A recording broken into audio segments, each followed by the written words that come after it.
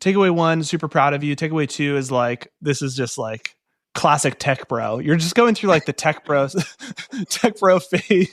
CrossFit. Yeah, this is like my Mark Zuckerberg moment where he's into MMA. Like,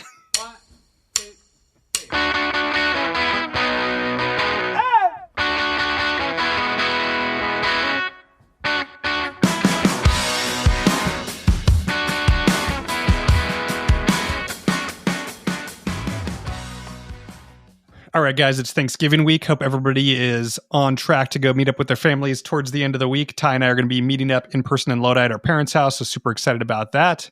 This week, we're going to do a fun episode. We're going to do a fitness check-in. We're going to talk about our content diets, and we're going to talk a little bit about ag news. The Modern Acre is presented by Corteva R&D, the research and development engine of Corteva Agriscience. Corteva is a global pure-play agriculture company that combines industry-leading innovation and high-touch customer engagement to deliver solutions for the world's most pressing agriculture challenges. Through world-class research, Corteva R&D is pioneering solutions to shape the future of agriculture. Their robust pipeline is laser-focused on delivering differentiated products and lasting value to help farmers grow and protect their productivity now and in the future. Huge thanks to Corteva R&D for sponsoring the show. All right, Ty. So last Thanksgiving, I think we were like midway through the day, had a couple beers. You challenged me to a plank off, which I won. I was wearing just boots, had a few beers, and I still knocked it out of the park and beat you. So I'm curious to see what we're going to do this year. Is that the only fitness challenge that you've actually beat me? Yeah, I think so. I can't really remember any of the other ones. So it's the only one that comes to mind for me. Swimming, sprinting, the fitness challenge we had on this podcast publicly a year ago. You don't remember any of those? I think statutes of limitations or something. Like I'm just looking like one year prior. I was like blown away at how good your plank was. Dude, I did a solid plank. The next day I was like sore for a week. Like I like pulled my abs or something. And I was just like, what in the world, Tim? Like just casual plank master over here. I'm definitely not challenging you to a plank this year. I'm going to do something different. Got to focus on the core, Ty. Yeah, that is. Let's just run a mile and see who wins. Are we just going to do like a casual family 5K, little turkey trot before? Ooh. Dad would hate it. I'm so down. All right. So on the topic of fitness, Tim, what's going on with fitness, your journey? Where are you at as we wrap up 2025? Been mixing it up this year, Ty. I think I mentioned like a few months back, got into jiu-jitsu kind of like midway through the year in July. So I've been doing that pretty consistently 2 days a week, dropping a new class in the evenings on Tuesday, Thursdays. It's been awesome. Like I'd never done mixed martial arts or wrestling, anything like that. So it's totally new. So there's a whole like learning like mental curve component where you're like having to learn a new sport, which is kind of fun, just learning something you've never done before. And then the cardio is insane. Like I've done, CrossFit and different types of workouts, but like how gassed do you get just doing like a live round for 5 minutes of just going all out where you're just kind of like black out and the only thing you're thinking about is like not getting pinned, not getting choked out. So it's been awesome for my cardio just to like work that in with strength training. Can just recover a lot better and have lost a fair amount of weight. I think since I started the year, I've lost close to 20 pounds, just like incorporating that into the program. Okay. So first off, so proud of you. That's awesome. Thanks. I've been saying for years you need to do cardio. You've just been in one ear out the other, and then you're doing jiu-jitsu now, and it lose 20 pounds. It's just like it's insane. If you just listen to good old brother Ty, you would have done this much earlier. I think it's like finding something that's like fun in cardio, because like running, I just like don't enjoy it, and so I just like never do it. It was like when you were trying to get me to read, and like I would just try to read business books at night, and I would just like not be into it. And like once I switched to fiction, I'm like read like 3-4 nights a week now. So it's just like the same thing, but just finding something that you actually like personally like enjoy just makes it so much easier. It seems like you're just always looking for the easy way out, man. It's like, yeah, jiu-jitsu's so easy. Takeaway one, super proud of you. Takeaway two is like, this is just like classic tech bro. You're just going through like the tech bro phase, CrossFit. Yeah, this is like my Mark Zuckerberg moment where he's into MMA. Like, and then my third takeaway is I really don't like this because I think you could have probably beat me up before this, but now there's like no doubt. like maybe a year ago, like I could have like had a fighter's chance, but now it's Now I kind of know what I'm doing, but it is crazy, like the levels to it of like when I'm in there, you just like feel like you're so bad and but you're probably better than 99% of the people that don't do this. So just like once you actually totally. get into something where there's like the black belts and people that have been doing it for 20 years versus like been doing it for 6 months, and you're still quite a bit better than people that have never tried. Totally. All right, Ty, what's your workout routine looking like? How you feeling? Oh man, I mean, not great. I think that everything is seasons in life, and we have a newborn, and that's that's taken up a lot of my energy. A combination of newborn with kids in school, with work being probably the craziest work has ever been. It's all exciting, fun stuff, but something's got to give, and it's probably been my fitness. I am continuing to lift multiple times in my garage, and then trying to run or do a bike ride kind of on my off days. So still getting in that cardio, Tim. But yeah, I think I'm looking for a reset. Okay. So I'm like, this probably resonates with people. The holiday season, I want to enjoy. We have a newborn. I'm just trying to like maintain. I'm not trying to fall off a cliff, right? Like keep the train on the track. That's the goal. And then in January, have you ever heard of like 75 hard? Yeah. So I think my wife and I are going to try that to start the year and just kind of do a full reset. If you don't know 75 hard, it's like 2 workouts a day of 45 minutes. One of them needs to be outside. Read 10 minutes a day or 10 pages a day of a book. It's a gallon of water every day.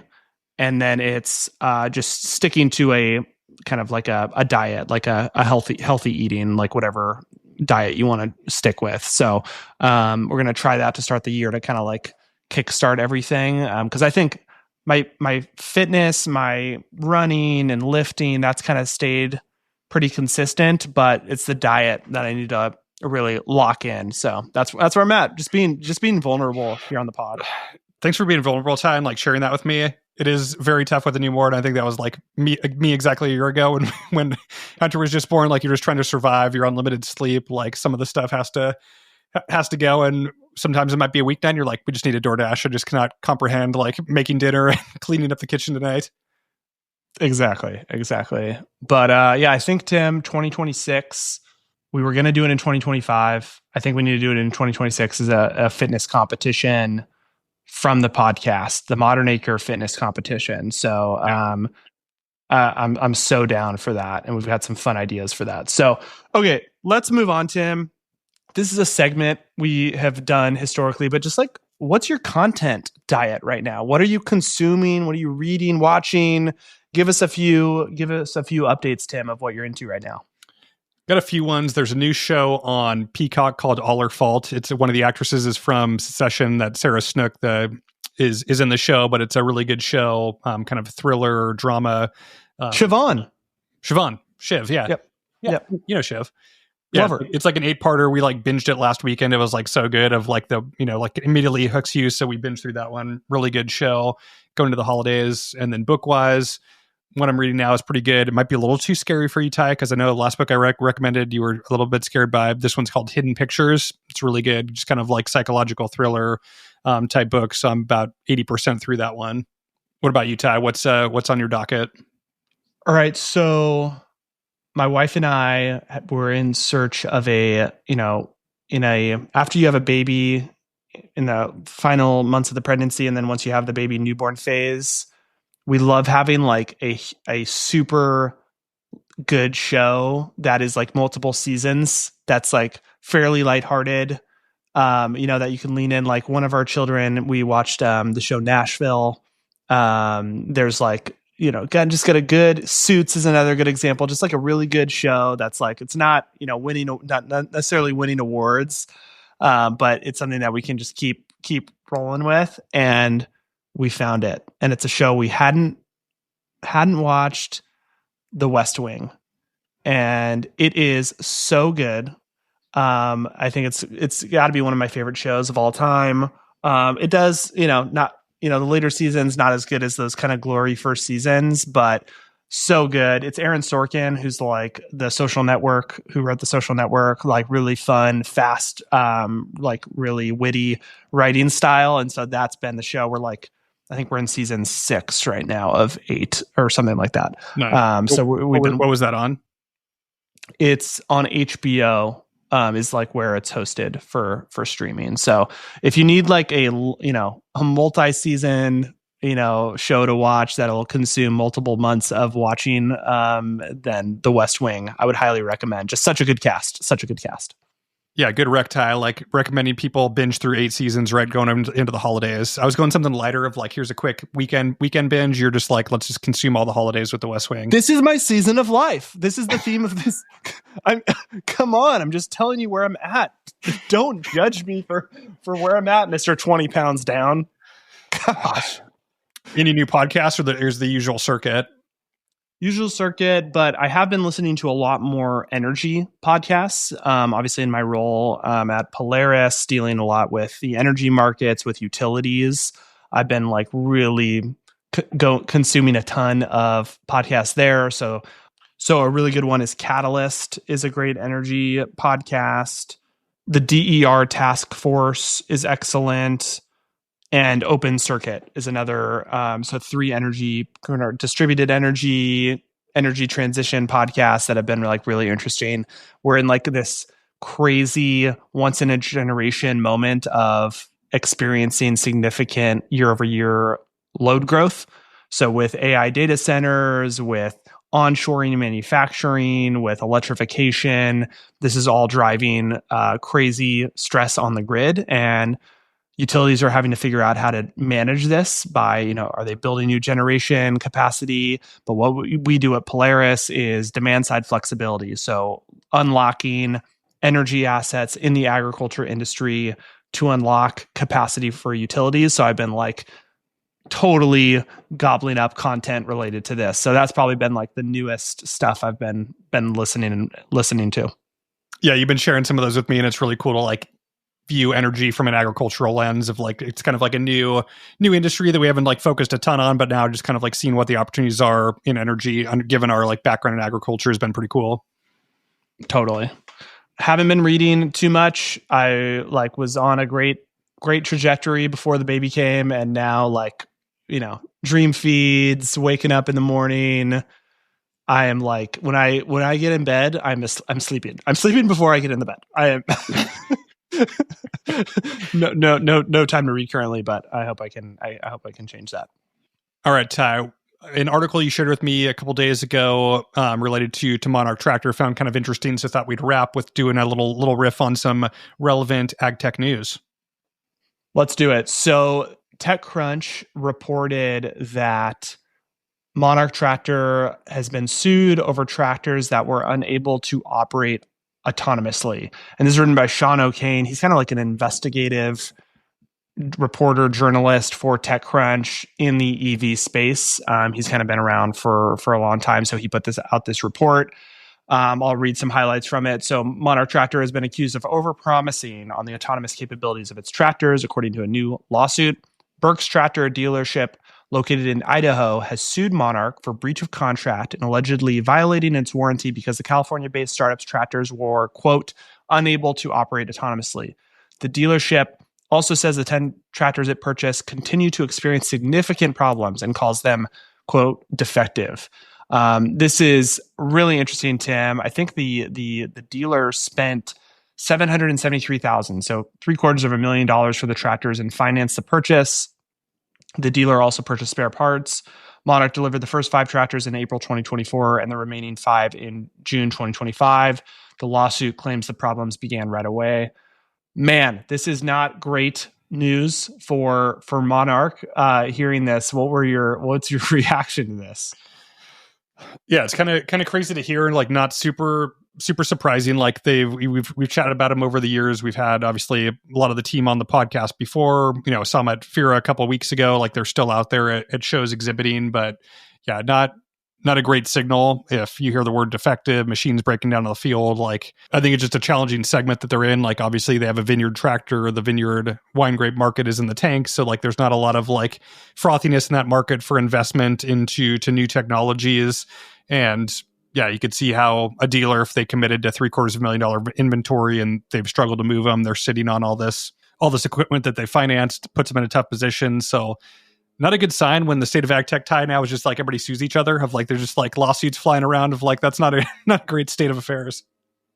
Yeah, Sarah Nillette, who hosts the AdTech So What podcast, just released an article talking about AdTech VCs must stop competing over crumbs and start collaborating. So it's interesting that you mentioned that, of just like the lawsuits happening, and it's such a big opportunity in this market, and it's a bummer to see just what's happening. But in this scenario, it's someone who feels like they got burned, right? And I think this is the tricky part about ag tech, is what is in development versus what is commercial.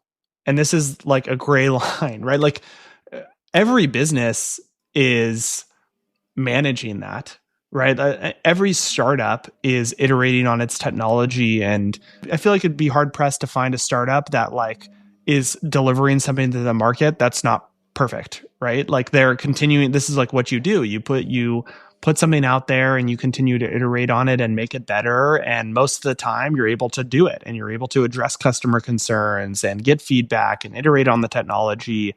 This is like a normal part of the startup process. But I think it's exacerbated in this scenario when you have like a really expensive piece of equipment that fundamentally can't do its core function, right? So I think that's where you get into tricky territory. And if early customers are paying a ton for it out of pocket, that's dangerous territory. Like, I think if you have unproven technology, there's got to, I think, ways to de-risk it for your early customers, right? If something doesn't work, there's got to be contingency plans and ways to kind of make it right if the technology is unproven or in development. Yeah, this is strange, like especially for hardware tie. Like if you buy a tractor, like there's usually some kind of like warranty, and like to have these be like, like 5 delivered earlier this year, 5 last year, you would assume they're under warranty, and like you would assume that the Berg's tractor talked to Monarch and they tried to resolve this. So it's just kind of weird that it came to ultimately a lawsuit. Totally. I mean, Monarch has experienced multiple rounds of layoffs, right? So it's also a function of, is there a team to support, right? Like the troubleshooting and Q&A. And so it's a tricky thing. And I think it just further exacerbates just the sentiment around ag tech investing right now. So this is like not helping the situation. And hopefully Monarch can settle this with the customer and make it right. But I think, Tim, this is something we can get into, is just this whole like autonomous tractor thing. I think the struggle I've always had with Monarch is like, I'm all for EVs, I'm all for autonomy.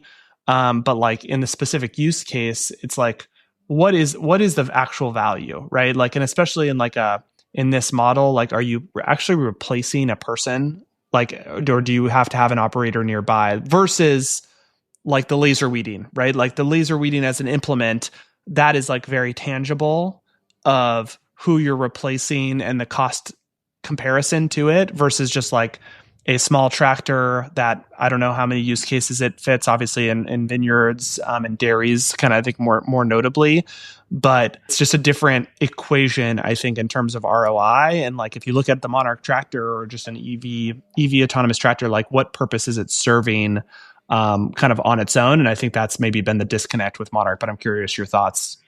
Yeah, similar thoughts. Like, do you buy a tractor because it's autonomous? I think like autonomous makes sense when you're swarm, or like when you're doing a swarm of small machines, but to like replace one driver is like not super crazy ROI like to make a decision on. So like they've been pushing this feature for a while. Like they've talked about autonomous tractors. I know there's like regulations around it in California where you have to have driver optional. Yeah. Yeah. Where you have to have somebody that's close to it. So like, what are you really saving? You're trading off a minimum wage tractor driver for a higher paid operator that's standing Yeah. next to the tractor. So like unclear there, like to your point, I think some of the like implements like robotic weeding, see and spray where you're eliminating, a 30 person weeding crew with one implement, like that gets a little bit more tangible on kind of labor savings ROI there versus an autonomous tractor. Like I think that's the last job that a farmer wants to give up. Of like most farmers like driving the tractor. It's like the actual like one fun job.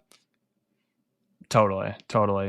And it's like, how much are you willing to pay? I think that's like, yeah, like it'd be cool to have that feature, but are you going to pay a premium versus getting a used 40 horsepower, 50 horsepower tractor, right? Like, I think that's maybe the disconnect. But we'll see how that develops. Obviously crazy to see in the news.